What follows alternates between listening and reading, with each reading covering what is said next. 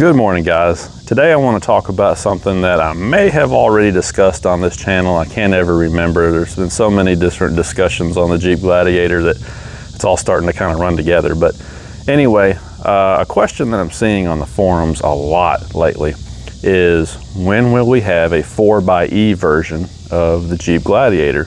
And you know, they've kind of hinted that they're going to make one, but we don't have any concrete dates or information on it. A lot of people want a 4xe in the Jeep Gladiator, and of course you can get the Wrangler in the 4xe version already. In fact, there's some really great videos on YouTube already dealing with the Wrangler 4xe. Brandon Hainline does a lot of 4xe content, but specifically as it relates to the Jeep Gladiator, I think that there's going to be a little bit of a interesting conundrum here on the part of Jeep, and I just wanted to talk about that today. And it could be one of the things that at least slows down the offering of a 4xe in the Gladiator. So basically what it all boils down to here is the usage of the vehicle. You know, if you look at the Jeep Wrangler, for example, it's built to be an SUV, but it's mainly built to be an off-road SUV.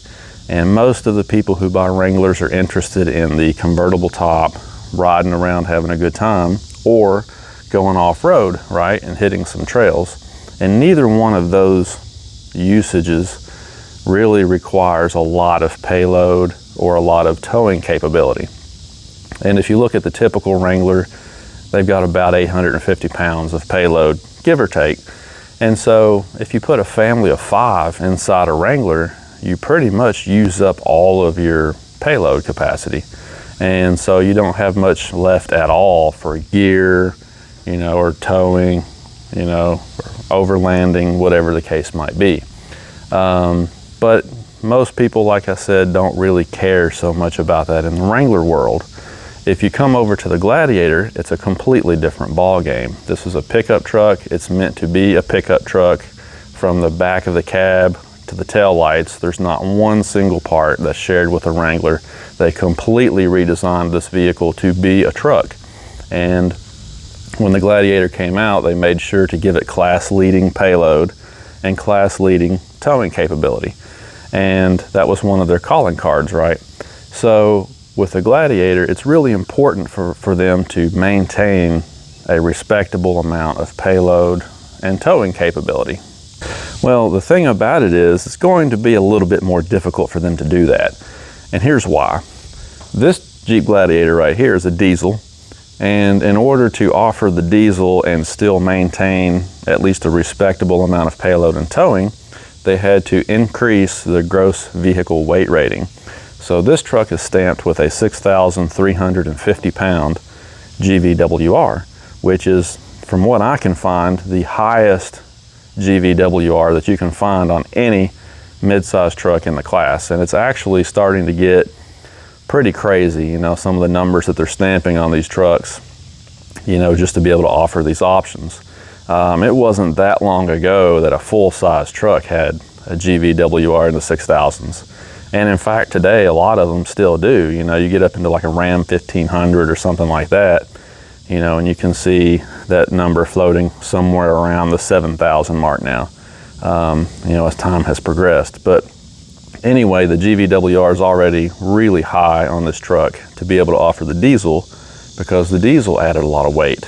Well, the 4xe version adds even more weight. You know, we've seen on the Wrangler that it can add, what, 700 pounds of weight. So if you think about a vehicle like this that's meant for hauling and towing, and it's already got a really high GVWR number on it, in order to put it, you know, a battery pack and electric motors and everything in here and turn it into a 4xe, they would basically have one of two options. They would either have to really increase the gross vehicle weight rating a lot. Again, they already have. They'd have to do it again and really jack that number up. Or they would have to drastically cut the payload and towing capability out of this truck, because a 4xe version of a vehicle like this is probably going to have a curb weight in the, I'd say upper 5,000s, you know, maybe 5,600, 5,700 pounds of curb weight.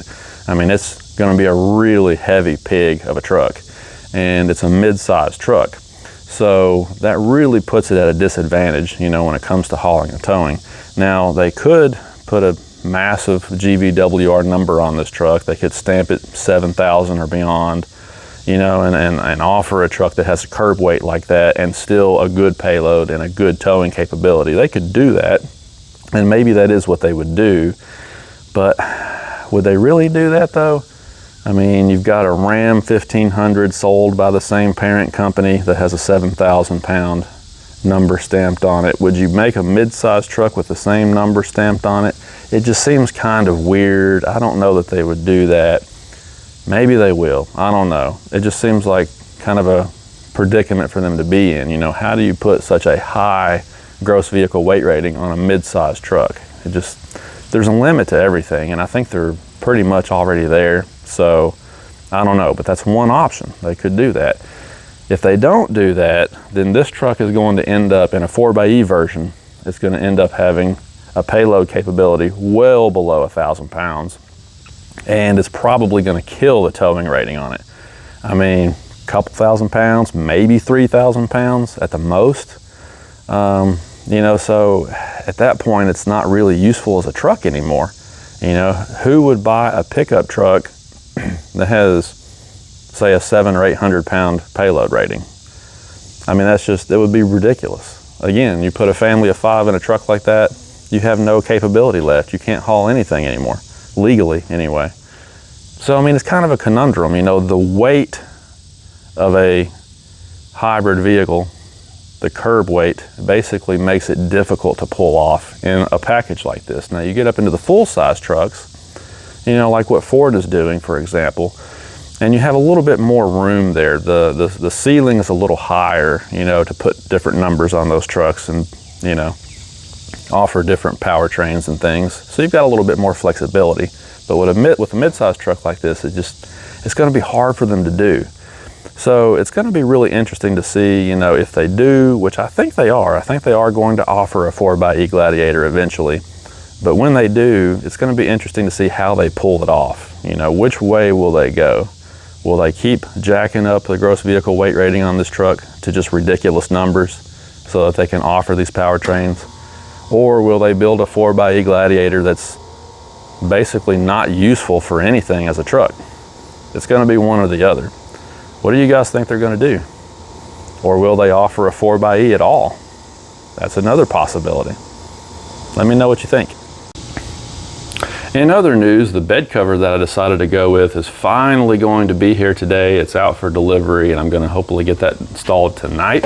So I will show you which one I bought and why.